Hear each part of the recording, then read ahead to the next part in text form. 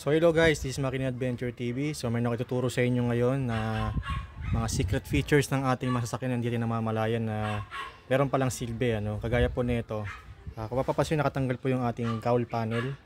Yan, nakatanggal po yan. So may purpose, tinanggal ko po dito para sa, yan, kung nakita nyo po yung nagaya ng wiper na yan, ng wiper motor, yan, dyan po nakalagay yan.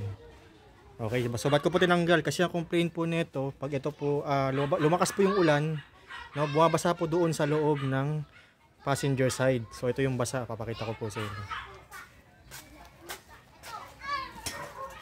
Ayan po, basang-basa yung loob. Ayan, so nabasa siya yung carpet niya.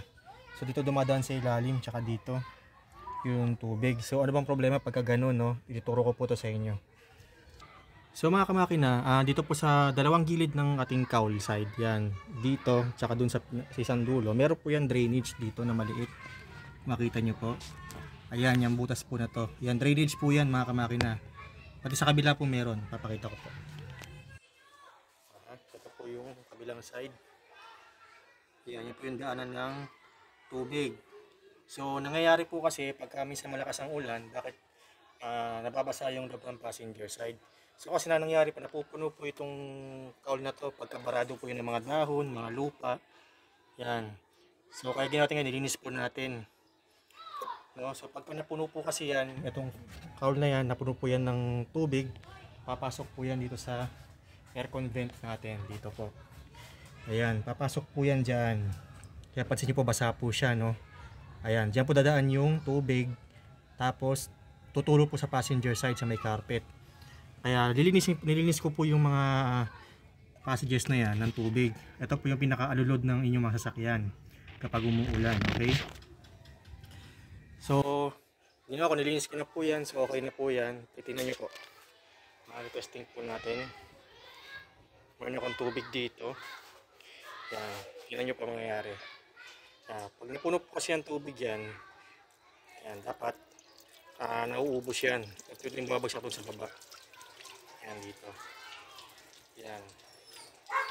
Pansin niyo po yan. Habang nilagyan mo ng tubig.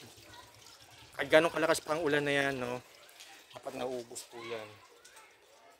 Hindi dapat yan naiipin yan sa may cowl side. Hindi pa rin sa kabila. Ayan. Yan. So dapat natatapin yung tubig dito sa baba. So yan, no. Ayan.